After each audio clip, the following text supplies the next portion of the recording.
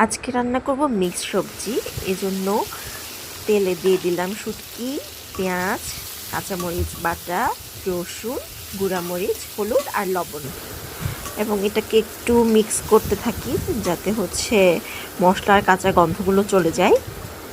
এটাকে খুব ভালো করে একটু কষিয়ে নিব, সব কিছুই একসাথে শুটকির সাথে যাতে ফ্লেভারটা খুবই ভালো মতো মিশে যায়। আর এটা কি বলো তো? এটা হচ্ছে তারা, তারা বলে এটাকে, তাই না? হ্যাঁ, তারা এক ধরনের সবজি। এটা মশলার মতো কাজ করে। এটা তরকারিকে অনেক ফ্লেভারফুল করে। এটা আসলে আমাদের পার্বত্য চট্টগ্রামের ওইদিকেই বেশি পাওয়া যায়। আচ্ছা, তুমি যে তেলটা দিলা এই জিনিসটা তো বললো না, কি তেল দিলা? এটা আমি সরিষার তেল ইউজ করেছি, আপনারা চাইলে সয়াবিন তেলও ইউজ করতে পারেন। আর এখন দিয়ে দিলাম দেশি আলু।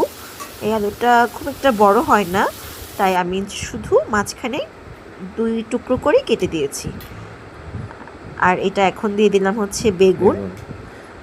আচ্ছা, এই যে তুমি যে এইভাবে দিচ্ছ, একটা প্রথমবার আলু দিলা, এখন দিলা বেগুন, তাহলে এইভাবে দেওয়ার কোনো কি ইয়ে আছে, কোনো স্পেশাল হ্যাঁ, কোনো মানে আছে কি?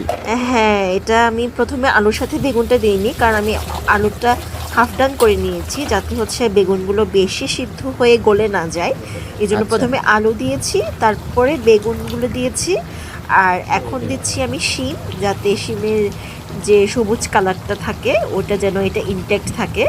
সব কিছুই একসাথে দিলে তখন সব কিছুই আসলে মিক্সড হয়ে সবজিগুলো গলে যাওয়ার আশঙ্কা থাকে। এই জন্যই আমি সব সবজি দেওয়ার পর লাস্টের দিকে দিয়ে দিলাম টমেটো, কারণ টমেটো সিদ্ধ হতেও খুব একটা বেশি সময় লাগে না। আচ্ছা, আচ্ছা, তাহলে তো এই হচ্ছে কাহিনী, না? ঠিক হ্যাঁ, আছে, তোমার রান্নাটা খুব ভালো হয়েছে দেখতে পাচ্ছি, এটা খেতেও খুব সুস্বাদু হবে আশা করি। হ্যাঁ, অবশ্যই আপনারাও ট্রাই করতে পারেন সবজিটা। এটা এটা খুবই ভালো হয় খেতে।